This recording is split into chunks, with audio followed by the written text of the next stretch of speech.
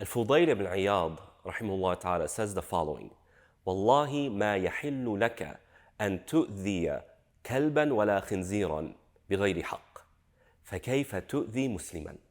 He says, rahimahullah ta'ala, "Wallahi, you are not allowed to harm a dog or a pig without right." You know, in our tradition, Islamic tradition, dogs and pigs have a lower status, so to speak, in the animal kingdom. And so he identified these two animals for a reason, because in our mind, these are like the lowest of the low animals. And he says, despite the low status that these two animals have in the mind of a Muslim, wallahi, you are not allowed to harm that animal without rights. In other words, if you unnecessarily harm a pig or a dog, you are accountable for that. Have you forgotten the hadith of the lady who imprisoned a cat, did not feed it, did not let it free, and the cat died as a result, and that lady went to hellfire for that? He then follows up and says, if that's the case, then how can a person harm a fellow Muslim, a fellow human being? If it's that bad to harm a dog or a pig, how about those who harm fellow human beings, their fellow Muslim? Our religion, the religion of Islam, is a religion of humanity. And this religion creates this paradigm where the human being is dignified. And their dignity comes from Allah subhanahu wa ta'ala.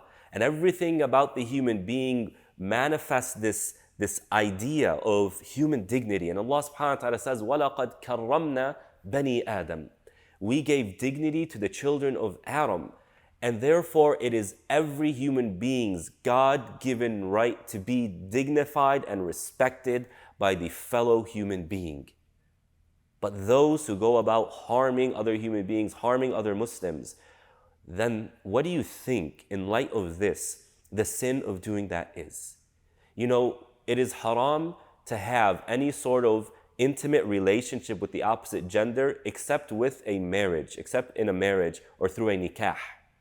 And the nikah requires that the two getting married agree to the terms of the relationship, and that we invoke Allah's name to signify that I understand that my now legal right to interact with you as a spouse only comes about because Allah gave me the permission to do that.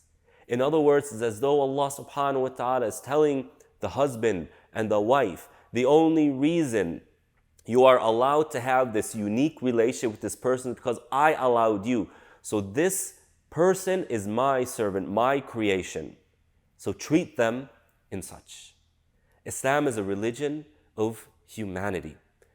So we as Muslims, in light of all that's going on in the world today, in light of the era of human rights, where we might agree with some or disagree with some, we really need to take this to heart in our family, when it comes to our communities, when it comes to our neighbors, our relatives, our children. How do you treat your mother and your father? How do you treat your children, your husband, your wife, your siblings? Wallahi, la yahillu laka an tu'dhiya musliman bighayri haqq. You are not allowed to harm a Muslim, and the sin for that is great. And the general principle, as the Prophet ﷺ lays out for us, لا ضرر ولا ضرار. We are not allowed to harm ourselves, nor are we allowed to harm other people. And so when a husband harasses his wife, or a wife neglects the rights of her husband, or a parent is overly aggressive with their children, or a brother eats the rights or takes the rights or neglects the rights of his sister, or a sister tries to encourage her brother to rebel against his wife. All of this is being documented in your book of deeds.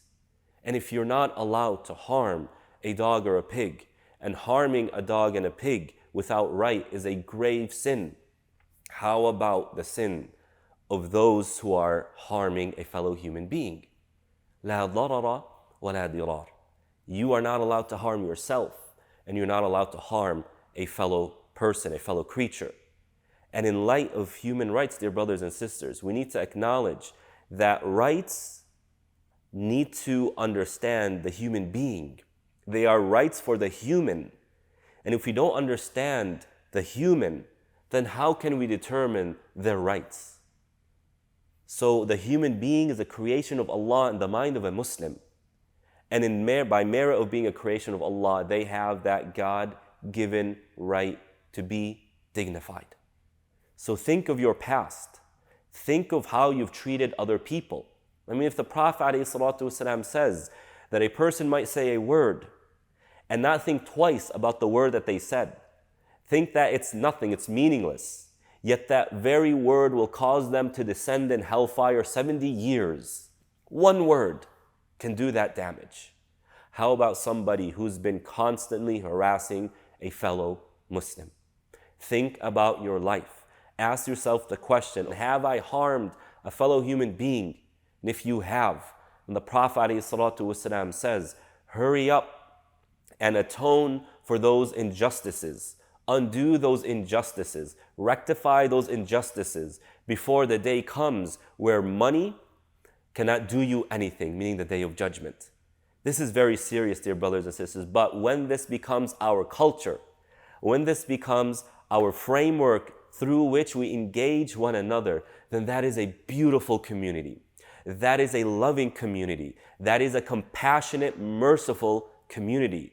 So here, the point isn't simply to hold ourselves accountable. Rather, it goes above and beyond that to create an environment that is very safe and very accommodating for the fellow individual. That is a strong society, and that is precisely the society we saw in the life and the time of the Prophet ﷺ. Assalamu alaikum. Thank you for watching this video. May Allah subhanahu wa ta'ala reward you. If you found benefit in this video, then please like it, share with other people, and remind you of the hadith of the Prophet ﷺ.